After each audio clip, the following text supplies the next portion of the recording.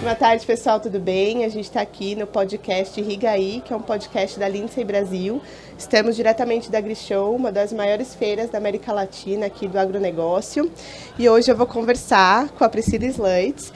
Ela é engenheira agrônoma com mestrado em agronomia e proteção de plantas, com especialização em gestão ambiental e recursos hídricos, produtora rural e consultora para a gestão de recursos hídricos e irrigação na CNA. Bem-vinda, Priscila, muito bom falar com você. Obrigada, Karina. Ufa, né? Mas, resumindo, engenheira agrônoma que está aí à frente da irrigação por acreditar muito no desenvolvimento da agricultura aí com essa tecnologia tão importante para nós. Obrigada, é um prazer estar aqui com vocês. Prazer é nosso. Com a Lindsay. Eu acho que é muito importante esse tipo de trabalho para comunicação com a sociedade, né? Para a gente poder levar um pouquinho mais o trabalho que é feito com a nova tecnologia. Nova não, ela tem se aperfeiçoado, né? Então, parabéns aí.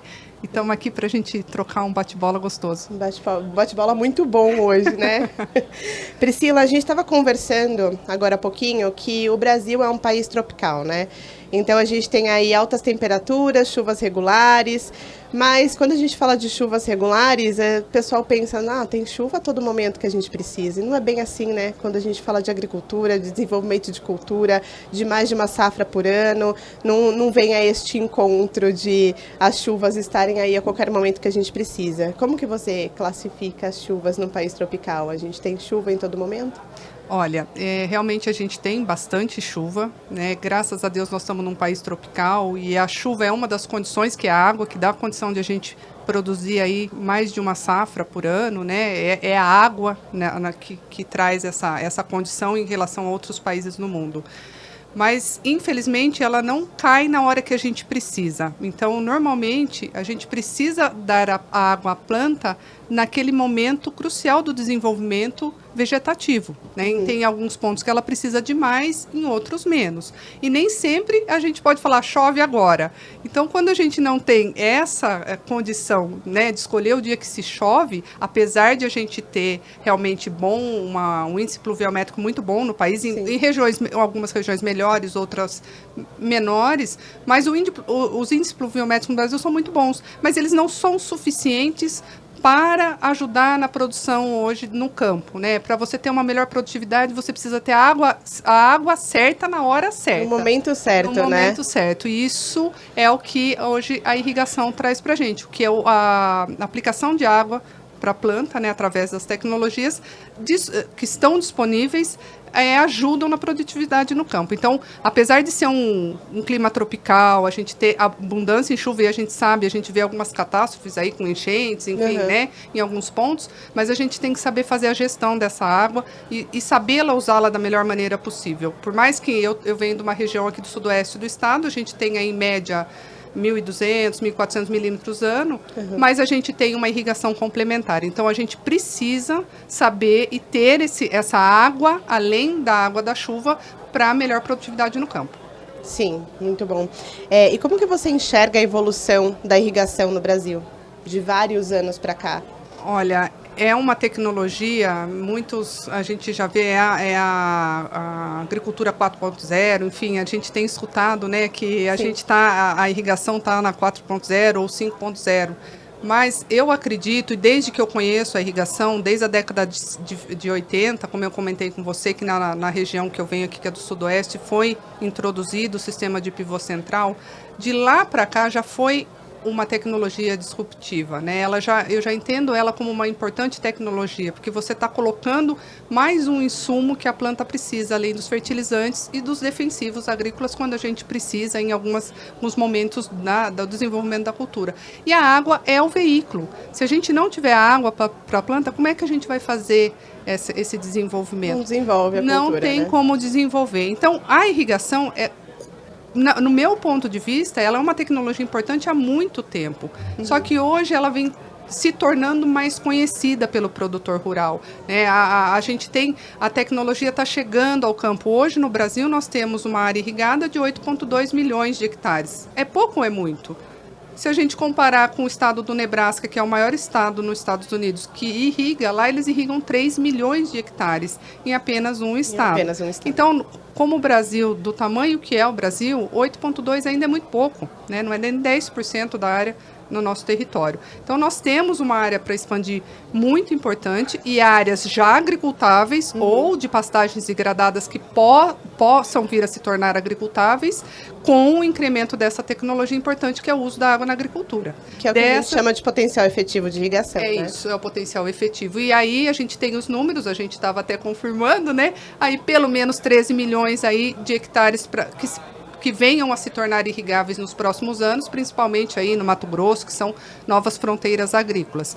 E junto com isso, a irrigação vem se tornando realmente uma tecnologia importante e hoje, de uma maneira geral, o agronegócio, o agricultor entende, né, que ele precisa verticalizar a produção para ele produzir mais. Mas ainda nós precisamos melhorar algumas coisas, né, que tragam essa efetivação da expansão da agricultura, da irrigação na agricultura e a gente acaba batendo um pouquinho na burocracia. Então, esse é um dos pontos. Evoluiu bastante, tecnicamente muito. Nós temos muito aí potencial. Acho que esse é o recado mais importante, né? Tem muito potencial para evoluir. Olha muito. Aí, quase 14 milhões de hectares de potencial efetivo para evolução ali até 2030, com certeza, mais ou menos. Com certeza. Acredito que tem muito mais, mas vamos trabalhar só com uns 14 milhões, mas eu acredito que nós vamos além. Se a gente procurar ali, a gente consegue ir além, né? Com certeza. Priscila, aí você tocou num ponto muito importante, né? Que é ali dentro da porteira, o produtor. Você entende que ele conhece mais de irrigação hoje, mas como que a gente faz para levar mais informação? Porque a gente precisa desmistificar muitos pontos que ainda existem circulando sobre a irrigação. Como que a gente consegue falar sobre a sustentabilidade da irrigação ou sobre vários pontos positivos da irrigação para o agricultor e conhecimento, né? O quanto de conhecimento esse produtor tem ali na ponta? E qual o papel da indústria e das revendas? É um ponto que realmente você tocou, é um ponto importante, que ele melhorou, mas ele precisa melhorar muito mais. Hoje, no Brasil, nós já temos algumas regiões do Brasil que são consideradas polos de agricultura irrigada, reconhecidas pelo governo, né, e pela Agência Nacional de Águas. Isso traz pontos no Brasil que os produtores já entenderam a importância do uso da irrigação na agricultura. Mas isso são em alguns pontos no Brasil, são os polos. Fora disso, e aí para os médios ou pequenos produtores ou produtores de hortifruti, a gente precisa estar mais próximo do produtor, né? Hoje a gente vê que as empresas têm dado uma assistência maior para informar o produtor do que aquela tecnologia pode trazer de benefício para ele. Né? Ela está ali com ele, não é só apenas vendendo a tecnologia, ela precisa estar no pós-venda. A partir de uma presente, né? Mostrando, olha a diferença com a tecnologia do que o senhor produzia, por exemplo.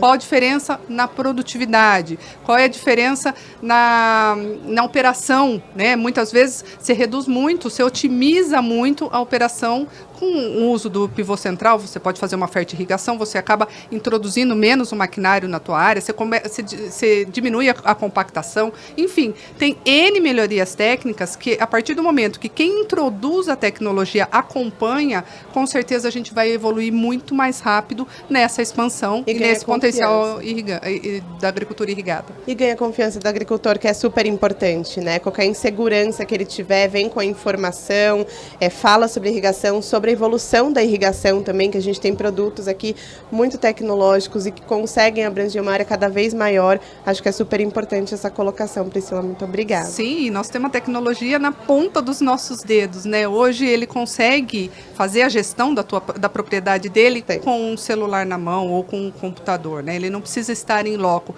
Então, ele precisa entender o que a tecnologia otimiza o tempo na propriedade e o que ela traz de retorno. Né? Porque toda a tecnologia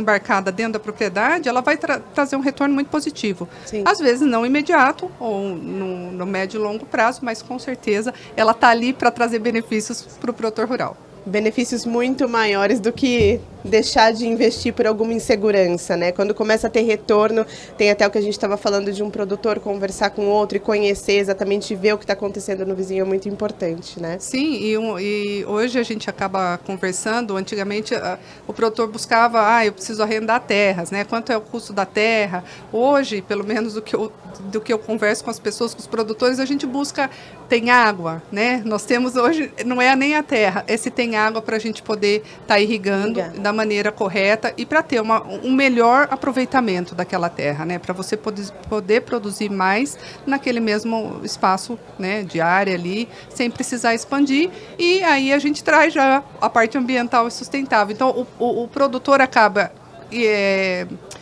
como fala, agora perdi investindo na tecnologia. Sim. E, ao mesmo tempo, ele tem um retorno ambiental, né? Um retorno sustentável, porque aquela tecnologia traz para ele uma verticalização da produção. Ele produz mais no mesmo espaço, sem precisar expandir, né? Então, a gente não desmata mais, a gente não degrada mais, a gente põe tecnologia para conservar o solo e água que a gente tem na propriedade. É isso, muito importante.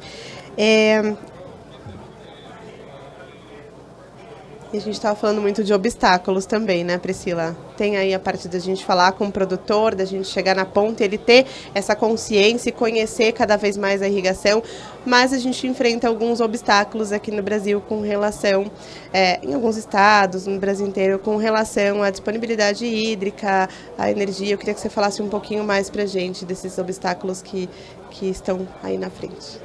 Legal.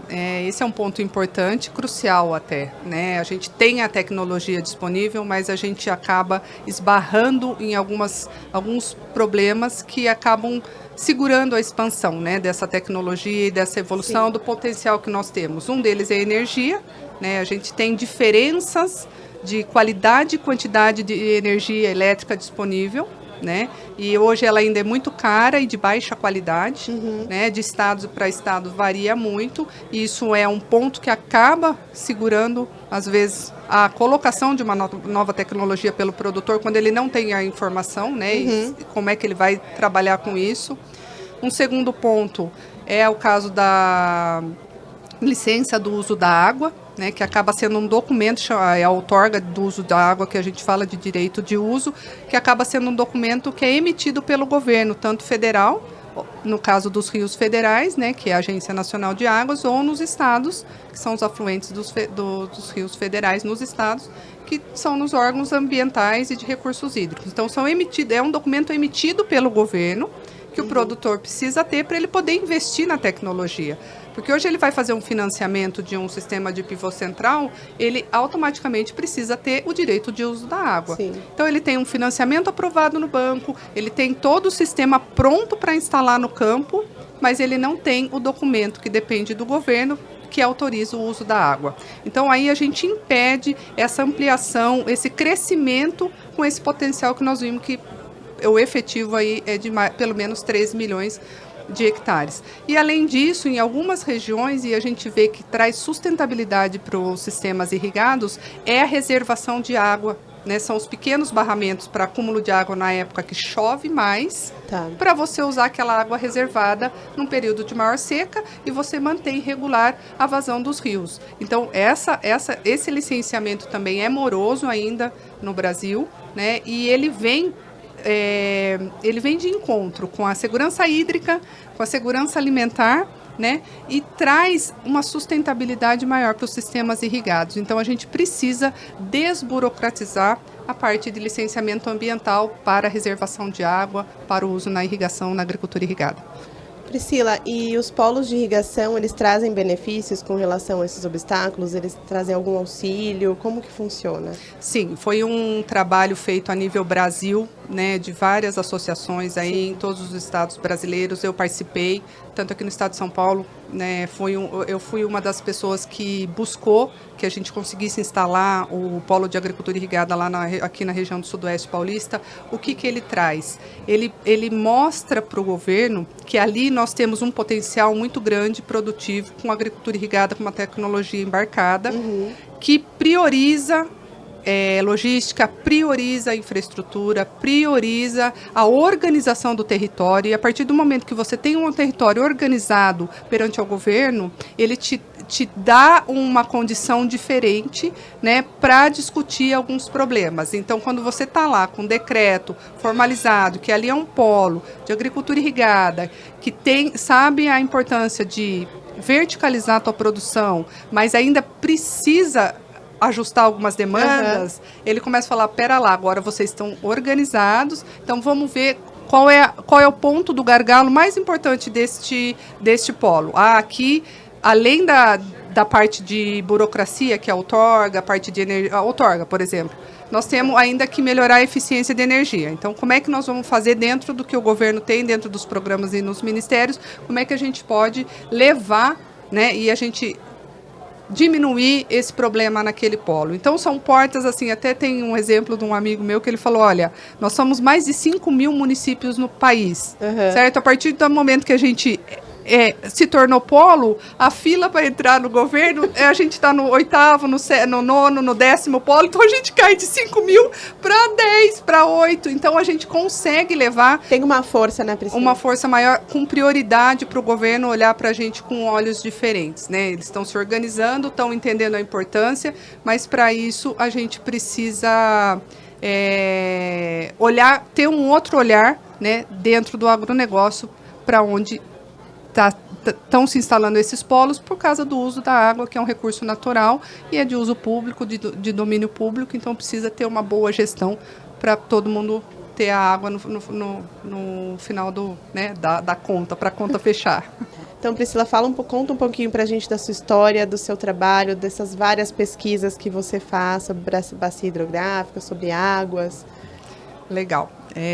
Então, como você já me apresentou, eu sou engenheira agrônoma, meu primeiro trabalho foi até com a parte de projeto de pivôs, né? Foi muito engraçado, eu corri um pouco da irrigação quando eu era estudante e acabei caindo numa revenda de irrigação, comecei a trabalhar com projetos, enfim. Mas eu fiz... Então você entende do projeto inteirinho? Não gosto, vou ser sincera, não é a minha área, tanto que hoje eu estou na área de gestão de recursos hídricos, né? A gente vai fazendo do limão uma limonada, mas enfim... Mas você entende. Então, a gente consegue conversar, fiz a faculdade, então a gente entende realmente dos sistemas, tem entendimento técnico dos sistemas de irrigação, não trabalho diretamente com, né? Mas aí, com o tempo, eu fiz um mestrado numa outra área de proteção de plantas. Acabei sendo convidada para ser secretária municipal de agricultura do município que eu morava. Então, foi meu primeiro contato com a gestão pública e foi onde me encantou. E aí eu entendi que eu podia ser o elo entre produtores rurais e o governo. Né? Foi ali na secretaria, sendo secretária, que eu comecei a entender a necessidade e a falta de atenção que principalmente o pequeno produtor tem, né? De informação técnica, de atendimento. E aí eu comecei a me identificar com isso e logo em seguida eu tive uma proposta para assumir a diretoria executiva de uma associação de irrigantes, né? As PIP aqui no interior no Sudoeste Paulista. E o objetivo, o trabalho era trabalhar com a representação da irrigação, dos agricultores irrigantes, em relação a todos os problemas, as demandas com o uso da água, né? Porque aí a gente volta na energia, volta na outorga, volta no licenciamento. Então, eu trabalhei aí durante 12 anos como diretora executiva e, nesse tempo, a gente fez projetos de parceria, eu co-coordenei alguns projetos na parte de monitoramento hídrico de bacias, para a gente poder entender qual que era a dinâmica, a disponibilidade hídrica de cada bacia, porque na nossa região nós temos, hoje o estado de São Paulo, a região do Sudoeste Paulista é a região mais irrigada do estado. Mais de 50% dos pivôs centrais estão na nossa região. Tá? Nós hoje temos mais de 2.000 acredito que mais de 2.100 equipamentos, porque esse dado que eu estou te passando é de 2015 e 2016, que eu tenho o último levantamento. Tá bom. Enfim, mas é uma área que a gente precisa se organizar de forma que faça uma melhor gestão, porque a gente tem bastante água, apesar de estar numa região muito rica de águas superficiais, mas a gente precisa saber usar para não faltar para a bacia como um todo. Então, a gente fez monitoramento de bacias, levantamento topobatimétrico dos pequenos barramentos que nós temos na região, em conjunto com a Embrapa. Nós fizemos alguns projetos de pesquisa junto com universidades aqui do estado, tudo para entender qual que é a dinâmica e como que realmente a água impacta na agricultura e traz desenvolvimento econômico para a região. Porque hoje nós temos no estado de São Paulo o estado dividido em 21 comitês de bacias hidrográficas. Todos eles têm o conselho, que é tripartite, e ali se aprovam coisas tanto de recursos hídricos quanto do meio ambiente. E lá na nossa região, como nós somos uma área irrigada, e a maior área irrigada do estado de São Paulo, a gente precisou mostrar isso para o Comitê de Bacia da nossa região, que o desenvolvimento econômico vem através da agricultura. Né? E lá, os índices de desenvolvimento humano daqueles municípios daquela região mostram o importante desenvolvimento econômico por causa da agricultura. Uhum. Então, com o passar do tempo, eu fui 6 anos vice-presidente do comitê, a gente começou a mudar um pouco a forma que a sociedade ali da região olhava para a irrigação, para mostrar que a gente tinha que defender o uso da irrigação na agricultura, porque é através da agricultura que veio o desenvolvimento da nossa região. Não era o turismo, não era a indústria e não era o comércio. Né? E o comércio era desenvolvido porque a agricultura ia bem. Né? Então, isso daí dentro do... Porque hoje, se você pegar alguma lei em relação a recursos hídricos, que é o uso da água, vai estar lá que a bacia hidrográfica é a unidade de planejamento territorial. Então, nós estamos divididos em bacias hidrográficas e todo o planejamento ambiental e de recursos hídricos é feito de acordo com as características daquela bacia. Né? Então, eu tenho lá na bacia do Alto Paranapanema, que é a minha região, eu tenho uma condição de pluviosidade, de relevo, de população. Lá na bacia do PCJ, que é Piracicaba, Capivari e Jundiaí, eu tenho uma outra realidade. Então, a gente precisa saber fazer a gestão e entender. Lá que eu tenho irrigação, lá eu tenho população. Então, eu não posso colocar um decreto que penalize a água em todo o estado, se aqui eu não tenho irrigação e aqui eu preciso da irrigação para o desenvolvimento econômico. Então, essa minha vida, com o passar do tempo, foi me levando para a gestão dos recursos hídricos e sempre focada em mostrar realmente todos os benefícios da irrigação para a agricultura. Eu sou fã desde que eu me conheço por gente, né, da agricultura. Meu pai era agrônomo, ele introduziu, de certa forma, a irrigação, o sistema de irrigação, né, mostrou para os cooperados na época a importância e o que ele fazia, divulgou. E eu acho que está no sangue e eu venho continuando o trabalho dele, né, mostrando a importância realmente da irrigação dentro da agricultura para nós, daqui para frente, por mais que somos um país tropical, é fundamental. É fundamental. Priscila, isso vem de encontro com a próxima pergunta que eu ia te fazer. Eu queria que você entrasse um pouquinho ali na porteira, da porteira para dentro, e contasse como é a irrigação dentro ali da sua propriedade. O que mudou para vocês, desde quando seu pai implantou? O que mudou? Que ganhos vocês têm? Quais são os benefícios? Que a gente está falando de vários benefícios, mas você vive os benefícios, sim, né? Sim. E como que foi para você? Olha, assim, eu venho de meu pai era engenheiro agrônomo, eu falo porque ele faleceu, infelizmente, eu perdi ele muito cedo, mas ele era um entusiasta tanto do sistema de plantio direto quanto da irrigação já lá na década de 70, né? E eu tive, assim, eu falo isso depois de 30, 40 anos, que ele teve, assim, ele introduziu uma tecnologia, apresentou uma tecnologia para os produtores na época, que hoje a gente vê a diferença e essa tecnologia transformou o Sudoeste Paulista de ramal da fome, como era conhecido na década de 70, para o celeiro do estado de São Paulo. E a tecnologia que fez essa diferença chama-se irrigação. Então, eu tenho essa história comigo, além de acompanhar o meu sogro, que instalou os primeiros pivôs na década de 80, não foi fácil. Era uma nova tecnologia, como você me perguntou. Como é que é a tecnologia para o produtor? Nós precisamos da assistência, nós precisamos que as empresas estejam no campo com a gente para mostrar como é que funciona. Para ter segurança. Sim, para ter a segurança de que vai funcionar. E dali para cá, menina, assim, olha,